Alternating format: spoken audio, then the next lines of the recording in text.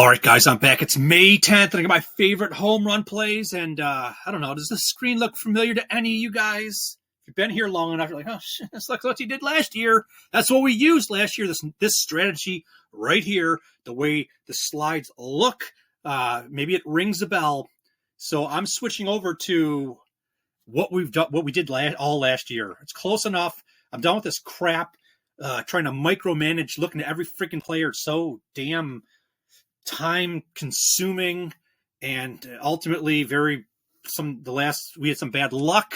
It didn't get the results we wanted on some of the players that were like so close, but that's over with. Goodbye, dude. Let's bring this in that yielded us. I'm not even going to talk about it. We had a very successful year last year, and how I basically look in the last 14 days. I'm looking for a certain barrel percentage, ISO rate, hard hit rate. It's got to be a good weather game. Good weather game meaning it's supposed to be anything that's under -10, but you can see on the screen right there, we have some -10, -14.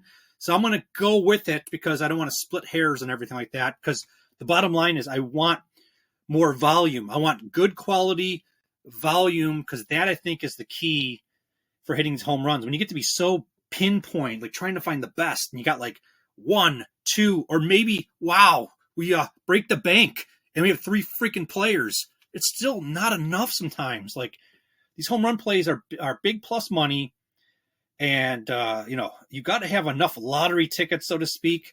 At least that's how it worked out last year, and it worked out great. When you got like 2 or 3, you're like, come on, one of these guys got a hit, and it's like you're not giving yourself enough opportunities. That's just my opinion, but whatever. And then we want a high home run to fly ball pitcher. You have that on the screen right there. That is supposed to be 12.5 based on the model I used yesterday. But you could see some are not as high as 12.5, but they're close. So I'm going to go with it because I feel really confident with what do we got? 8 there in green players. I'm going to put a 0.05 unit on each one of them. I don't even know if I should even put the official plays in the comment section, because the bottom line is they're all official plays. There's no guessing. There's only one criteria, is if they're sub 300, which the very bottom one there you can see, that's not a lean. Willie Adames and Rafaela are leans. I just wanted to put them there.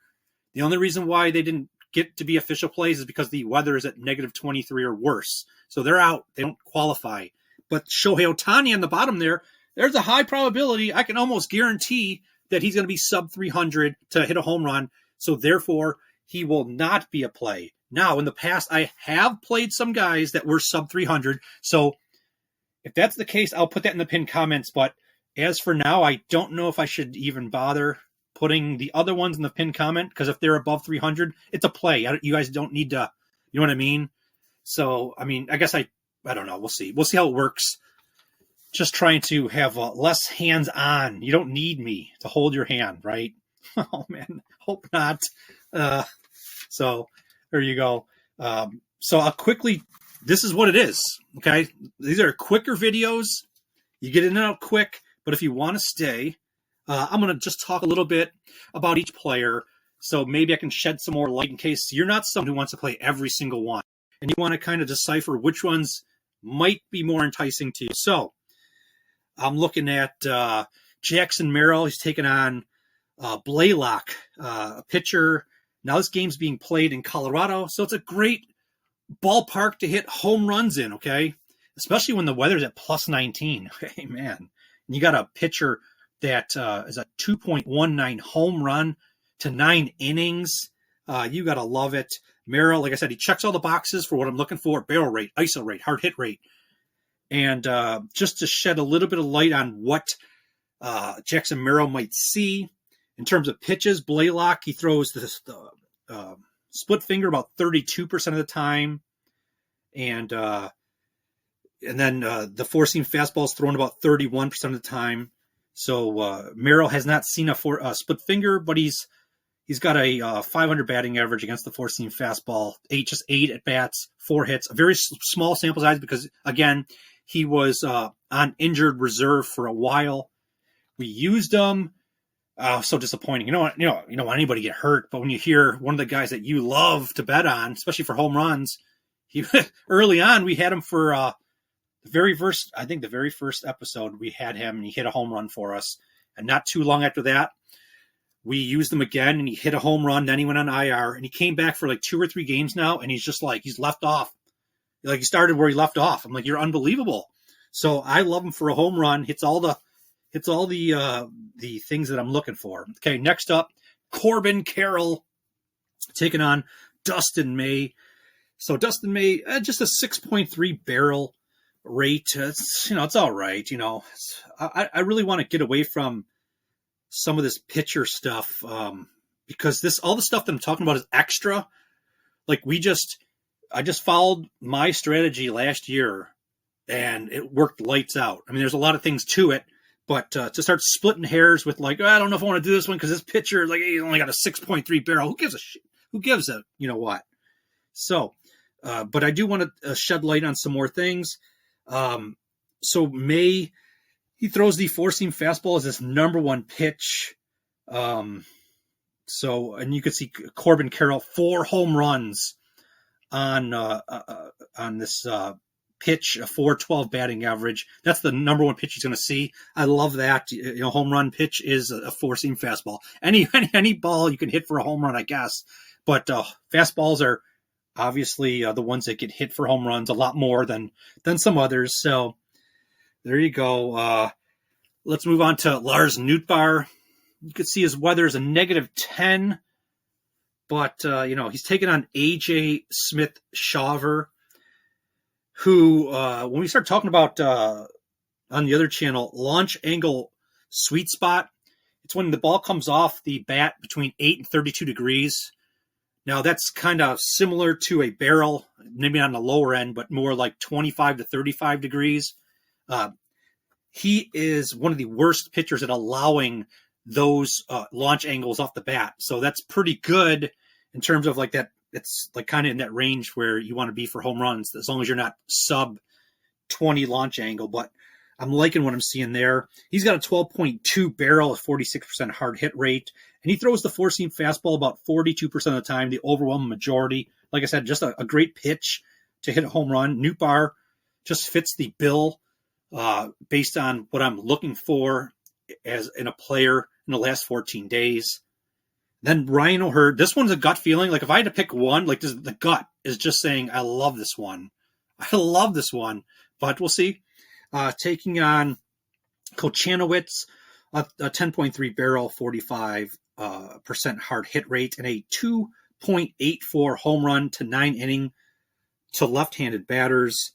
So Kochanowicz throws the sinker about 41% of the time, and he's given up 3 home runs and a 316 batting average. He's not very good at throwing that pitch. O'Hearn, just 10 at bats, but 3 hits, so it's solid, a 300 batting average. And then Kochanowicz, 27% throws the four-seam fastball. That's his second pitch he throws. He's given up 2 home runs on that. And, so O'Hearn has a 345 batting average, 29 hits, 10 home runs, and 29 at bats, 10 hits. I'm looking up the damn scratch, the chicken scratch. I'm all over this page sucks. 4 home runs. So I really like Ryan O'Hearn. So we're almost done here. Kepler and Schwarber taking on Tanner Bybee. Bybee, a 2.13 home run per 9 to left-handed batters, which both Kepler and Schwarber are. They both play for Philadelphia, taking on Bybee, like I said, a 10.6 barrel. And then Bybee throws the four-seam fastball about 46% of the time. Okay, he's had 30 at-bats, of which 3 are for home runs. So every 10 at-bats, he throws the four-seam fastball and someone engages on it and produces a batted ball event. It seems like every 10 results in a home run hit. So when you look at Kepler against the four-seam fastball, 33 at-bats with 3 home runs. So that's pretty good there. Schwarber, 30 at-bats, 3 home runs off the four-seam fastball. And then Bybee, his second pitch is the changeup, and 17 official at-bats, and gives up 2 home runs. I love these two opportunities also, like I said, we're digging a little deeper, but I mean, it has nothing to do with it. The bottom line is we're using what we did last year, and it's all about a barrel percentage, ISO rate, hard hits. If the weather game is good, and if a pitcher has a certain home run to fly ball ratio, it's super simple, kinda. So there you go. Riley Green taking on Jacob deGrom. And you can see deGrom, I'm not going to get into all the details, but he throws the four-seam fastball 42% of the time, 31 at-bats, 9 hits. He gives up freaking 5 home runs on 9 hits on that pitch. And you see Riley Green, 30 at-bats, 11 hits, 3 home runs, 367 batting average against the four-seam fastball. I love this one right here. And then the one that probably won't be an official play, but you never know, Shohei Ohtani taking on Corbin Burns. Burns throws the cutter 47% of the time. It's the number one pitch. 26 at bats, 6 hits, 3 home runs, and Ohtani against the cutter, just 6 at bats but 3 hits, so a 500 batting average. Corbin Burns with a 10.8 barrel percentage. So there you go. We're up year to date of plus 2.42 units. You can see I got all those players in green. There's 8 of them. I'm putting a 0.05 of a unit on each one. I feel much better casting a wider net. I also feel a lot better. Well, I don't know if I can really say this, but you see how many home runs you see. They're not the superstar name players. There's just something about it. Like, with this strategy, we're going to have a lot more names here that are going to produce odds, home run odds that are going to be like plus 800, maybe plus 650. You know what I mean? Like stuff like that. And a lot of times they come through and that's when it really pays off. Instead of trying to find the hottest of the hot, the best of the best, and then plus 300 to plus 400 range, it makes it tough. You gotta like take some longer shots. And this strategy last year allowed us to do it, and it paid off. So I'm super excited because obviously, well, if I think I said earlier, I don't have to pour through all this micromanaging of horse dung. That's a piece of flipping. It's aggravating, dude. I was like, and it was producing results early, and then it wasn't. And I'm like, what the hell's going on here? This sucks. I can't stand even freaking doing this anymore. Let's do what we got enough data now. Let's go back to what we did last year that sustained us for the whole baseball season and produced amazing results. So that's about it. We'll leave it right here. Let's have a successful day, and I'll just talk to you guys tomorrow.